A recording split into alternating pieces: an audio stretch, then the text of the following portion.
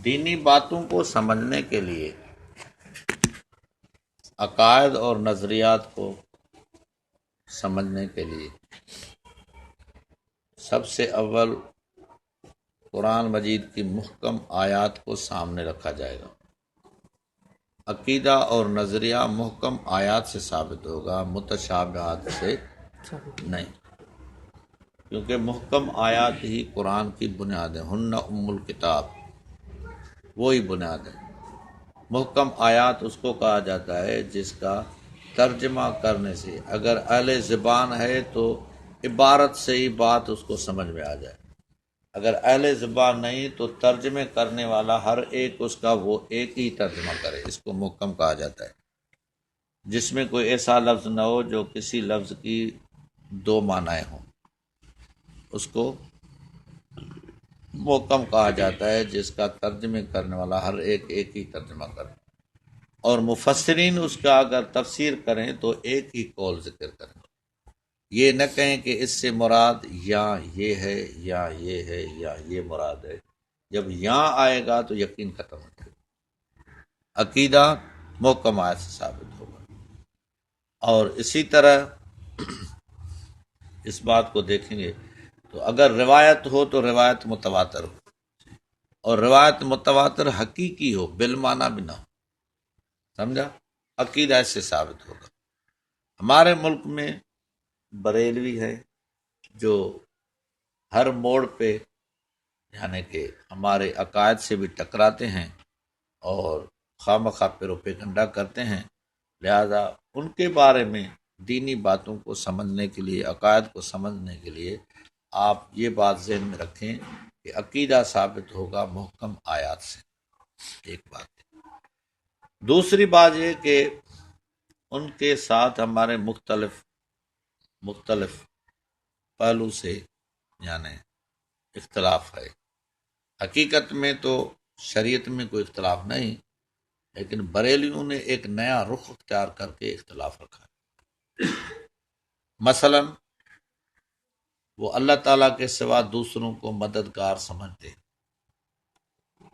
اور دوسروں کو مددگار سمجھنے میں یا حاضر ناظر سمجھتے ہیں، یا عالم الغیب سمجھتے ہیں، یا مختار کل سمجھتے ہیں۔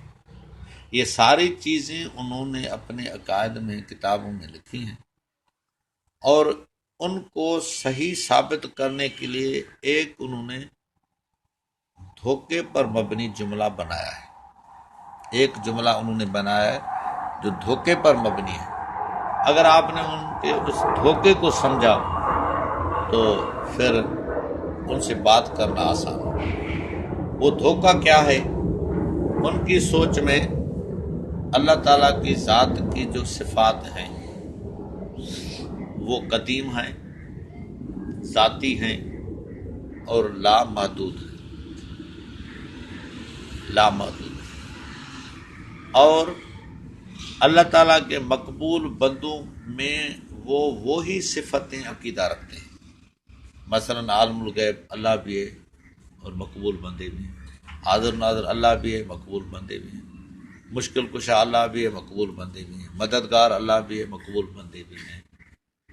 تو اس کو وہ یوں کہتے ہیں کہ جو مقبول بندوں میں وہ صفتیں ہیں، ایک تو وہ ذاتی نہیں ہے، عطائی ہے، ذاتی نہیں ہے بلکہ عطائی۔ دوسرے وہ محدود ہیں، لامحدود نہیں۔ تیسری وہ جو ہیں وہ قدیم نہیں، حادث ہیں۔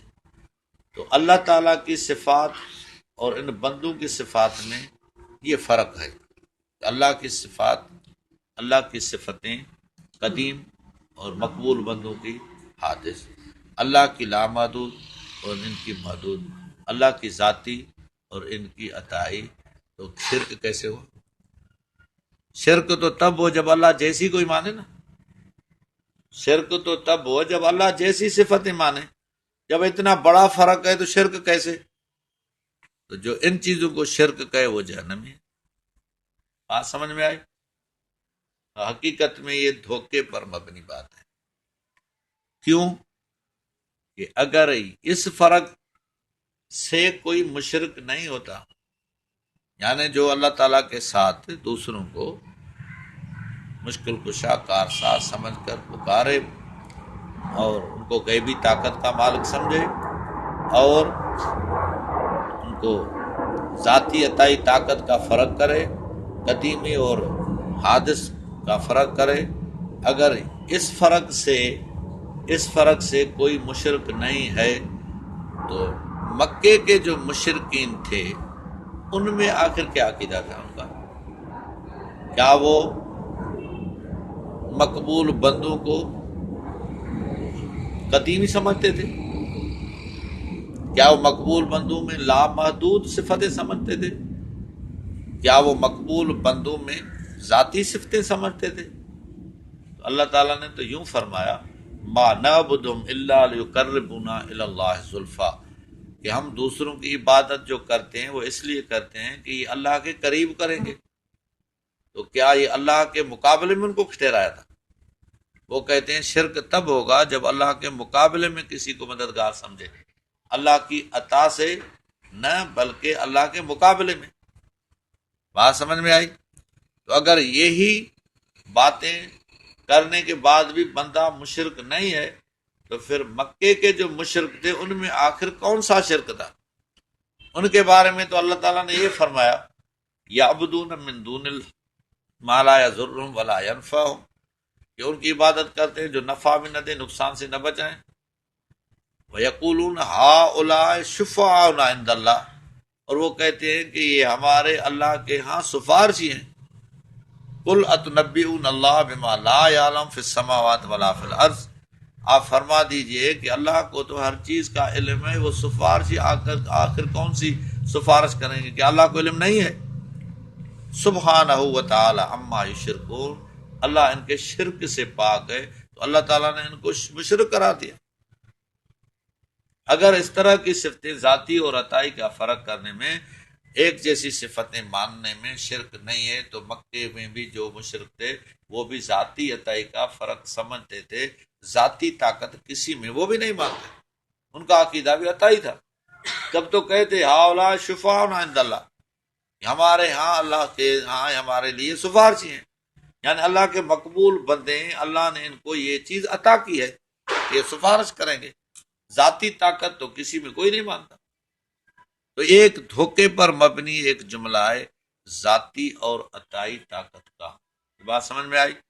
اگر اس پر آپ غور کریں گے تو ذاتی اور عطائی طاقت ایک دھوکہ ہے، کیونکہ کسی بندے کے پاس اپنا وجود بھی ذاتی نہیں ہے، اس طرح ہے کہ نہیں؟ کسی کو بھی اپنا وجود جو ہے وہ ذاتی ہے؟ ہاں بھائی، کسی کو بھی ذاتی نہیں ہے، کسی کو عقل علم ذاتی نہیں ہے، جسامت طاقت ذاتی نہیں، صحت قدرت ذاتی نہیں ہے، اولاد مال ملکت جو چیز جائیداد ہے وہ ذاتی، ساری کی ساری چیزیں کیا ہیں؟ کیا ہیں؟ عطائی۔ اب جب اللہ کی طرف سے کوئی چیز عطا ہوتی ہے تو اس کو ذاتی کہا جاتا ہے کہ نہیں؟ نہیں کہا جائے گا؟ میرا وجود ذاتی ہے، میری زمین ذاتی ہے، میری گاڑی ذاتی ہے، میرا گھر ذاتی ہے، اس طرح کہا جاتا ہے کہ نہیں؟ تو عطا کے بعد وہ ذاتی ہو جاتی ہے کہ نہیں؟ ہاں بھائی، جو چیز عطا ہوتی ہے اللہ کی طرف سے اس کو ذاتی ہی کہا جاتا ہے، بات سمجھ میں آئی؟ تو اب ذاتی اور عطائی کا فرق رہا، تو آپ کو اس طرح کسی سے بات ہو تو ہم اس طرح بات کریں گے، اس سے پوچھیں گے کہ جس کے بارے میں تو ذاتی عطائی کا فرق کر رہا ہے وہ اس کے بارے میں تو بتائے کہ اس کی کون کون سی چیز ذاتی ہے اور کون سی عطائی ہے۔ جو کچھ ہے وہ کیا ہے؟ عطائی۔ جو کچھ ہے وہ کیا ہے؟ عطائی۔ اور جو نہیں ہے وہ عطائی نہیں ہے، جو نہیں ہے۔ ہاں بھائی، کسی کی سے پوچھا جائے کہ تیری اولاد ہے، اگر اولاد ہوگی تو کیا کہے گا؟ اولاد ہے۔ اسے پوچھو یہ اولاد تیری ذاتی ہے یا ذاتی نہیں، پتہ چل رہا ہے؟ ہاں، ذاتی ہے کہ نہیں؟ تو کہنے پر مجبور ہوگا کہ ذاتی ہے، پھر پوچھو عطائی نہیں ہے؟ ہاں، ایک عطائی بھی ہے، من عطائی ذاتی بن گئی نا، عطائی ہی چیز کیا بن گئی؟ جب اللہ کسی کو عطا کرے تو ذاتی بن جاتی ہے، سمجھا؟ اگر اس طرح آپ اس سے بات کریں تو وہی ذاتی ہے، وہی عطائی۔ تو اب جس کے لیے دعویٰ کرتا ہے کہ یہ چیز میری ہے، تو اس کا یہ کہنا بھی یہ ہے کہ مجھے اللہ نے عطا کی ہے میری ذاتی، لیکن اللہ نے عطا کی ہے۔ اب کسی چیز کا دعویٰ کرے کہ یہ میری ہے، تو یہ دعویٰ بھی کس چیز کا ہے؟ عطائی کا۔ کس کا؟ کہ میری چیز ہے، تو دعویٰ کس چیز کا ہے؟ اگر کسی کی نفی کرے کہ مجھے اولاد نہیں ہے، تو یہ نفی بھی کس چیز کی ہے؟ عطائی کی، کہ مجھے یہ چیز عطا نہیں ہوئی۔ بات سمجھ میں آئی؟ تو جو چیز ہے وہ بھی عطائی ہے، جو نہیں ہے وہ عطائی نہیں ہے۔ تو ذاتی تو کوئی چیز ہے ہی نہیں، تو یہ ذاتی عطائی کا کوئی فرق رہا؟ یہ دھوکہ ہے کہ نہیں؟ بات سمجھ میں آئی؟ تو اس اعتبار سے اگر آپ نے سمجھا کو ذاتی عطائی کی بات کر رہا ہے، تو اس سے کہا جائے گا کہ کوئی چیز کسی کے پاس ذاتی نہیں ہے، یہ سارا جو کچھ ہے اللہ کی عطا سے ہے، اور اس اللہ کی عطا والی چیز کو ذاتی کہا جاتا ہے۔ اور جس چیز کا دعویٰ ہے کہ یہ میری ہے، وہ عطائی چیز کا دعویٰ ہے۔ جس چیز کا دعویٰ ہے کہ میری نہیں ہے، تو یہ عطائی کا ہی انکار ہے کہ میرے پاس عطائی بھی نہیں ہے، لہذا عطائی چیز ہی ہے جو ذاتی بن جاتی ہے۔ دعویٰ عطائی کا کیا جاتا ہے اور نفی بھی عطائی کی ہی کی جاتی ہے، لہذا ہر چیز ہے ہی عطائی۔ تو یہ دھوکہ دیتے ہیں کہ ذاتی اور عطائی، یہ دھوکہ کیوں دیتے ہیں؟ کہ آیت کریمہ ہے نا کہ قل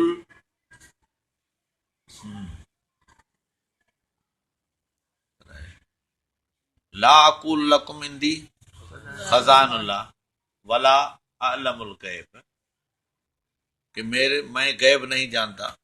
تو بریلوی ادھر یہ بتاتے ہیں کہ ادھر ذاتی کی نفی ہے، عطائی کی نہیں۔ ذاتی کی نفی ہے، عطائی کی۔ لا عالم الغیب، میں غیب نہیں جانتا، مانا ذاتی میں نہیں جانتا، عطائی کی نفی۔ تو یہ دھوکہ ہے کہ نہیں؟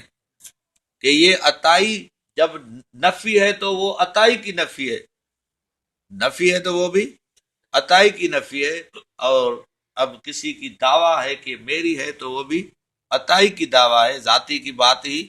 ذاتی اور عطائی ایک ہی چیز ہے، اس میں جو نفی ہے وہ عطائی کی نفی ہے کہ مجھے علم غیب نہیں دیا گیا ہے، کیونکہ ذاتی تو کوئی چیز نہیں، وجود بھی ذاتی نہیں ہے۔ اگر آپ علیہ السلام فرمائیں انا سید ولد آدم یوم القیامت ولا فخر، تو یہ مرتبہ ذاتی ہے، عطائی ہے؟ عطائی۔ انا خاتم النبیین، عطائی، یہ بھی عطائی ہے، سمجھا بھائی؟ تو انی رسول اللہ علیکم جمیعہ، یہ رسالت کا عہدہ بھی عطائی ہے۔ تو جو کہہ رہا ہے لا عالم الغیب، یہ عطائی کی نفی ہے کہ مجھے غیب عطا ہی نہیں کیا گیا۔ یہ اس لیے کرتے ہیں تاکہ عطائی جدا ہو اور ذاتی جدا ہو۔ حقیقت میں جو بھی صفت ہے وہ ہے ہی عطائی۔ کسی کا دعویٰ ہے کہ میرے پاس یہ ہے، تو وہ عطائی کا ہے، نفی ہے پھر بھی وہ کس چیز کی ہے؟ عطائی کی۔ اب کسی کو مددگار سمجھنا، غیبی مددگار سمجھنا، تو اس میں اصل بات یہ ہے کہ مدد دو قسم پر ہے۔ مدد ایک ہے ما تحت الاسباب، ایک ہے ما فوق الاسباب۔ جو ما فوق الاسباب مدد ہے، وہ ما فوق الاسباب چیز ہی ایسی ہے جو سبب سے بالا تر ہے، جس پر کسی بندے کی رسائی نہیں ہو سکتی۔ مثلا بیمار کو شفا دینا، یہ غیبی مدد ہے، اور یہ ما فوق الاسباب ہے۔ بے اولاد کو اولاد دینا، یہ ما فوق الاسباب طاقت ہے۔ حکم سے ہی کسی کے دل میں ہدایت ڈالنا، حکم سے ہی موت اور زندگی کا فیصلہ کرنا، حکم سے ہی فتح اور شکست کا فیصلہ کرنا، یہ ما فوق الاسباب طاقت ہے جو اللہ کے سوا کسی کے پاس، اللہ کے سوا کسی کے پاس نہیں ہے۔ باقی ما تحت الاسباب، جو چیز سبب سے حاصل ہو اور سبب سے کسی کی مدد کرے، تو سبب سے ایک دوسرے کی مدد کا اللہ تعالیٰ نے شریعت میں حکم دیا ہے۔ تعاونوا علی البر والتقوی، ایک دوسرے کی اچھی نیکی کی کام میں مدد کرو. ولا تعاونوا علی الاسم والعدوان، گناہ اور ظلم کے کام میں ایک دوسرے کی مدد نہ کرو. تو مشرک ہمیشہ ما تحت الاسباب مدد کا سہارا لے کر ما فوق الاسباب مدد کی طرف راستہ بناتے ہیں. سمجھا بھائی؟ تو ما تحت الاسباب مدد سبب سے ظاہر ہوتی ہے، اور سبب سے جو مدد ہوگی تو سبب تو ظاہر ہوتا ہے، تو اس کو ظاہری مدد کہیں گے. کیا کہیں گے؟ سبب سے جو مدد ہے اس کو کیا کہیں گے؟ ظاہر. جو بغیر سبب کے وہ کیا ہے؟ باطنی. وہ غیبی مدد ہے. یہ ظاہری مدد، وہ باطنی غیبی مدد. تو غیبی مدد صرف اللہ ہی کرتا ہے، دوسرا کوئی نہیں ہے. تو ماتحت الاسباب مدد ایک دوسرے کی کرنا شریعت میں جائز ہے، لیکن اس کے لیے 3 شرط ہیں. ایک یہ کہ جس سے مدد مانگی جائے وہ زندہ ہو. کیا ہو؟ زندہ. دوسرا یہ کہ موجود ہو. تیسرا یہ کہ اسی کام کرنے کی اس کو اس وقت طاقت بھی ہو. بھوکے کو کھانا وہی کھلا سکتا ہے جس کے پاس کھانا کھلانے کی کوئی چیز ہو. پیاسے کو پانی وہی پلا سکتا ہے جس کے پاس پلانے کی کوئی چیز ہو. اس طرح ہے نہیں. ڈاکٹر کے پاس کسی کو لے جانا یہ بھی مدد ہے، لیکن وہی لے جا سکتا ہے جس کو خود لے جانے کی طاقت ہو. اگر خود ہی بیڈ پر پڑا ہے تو اس کو کسی کو لے جا سکتا ہے. ڈاکٹر مدد کب کر سکتا ہے؟ جب زندہ ہو، موجود ہو اور چیک اپ کرے.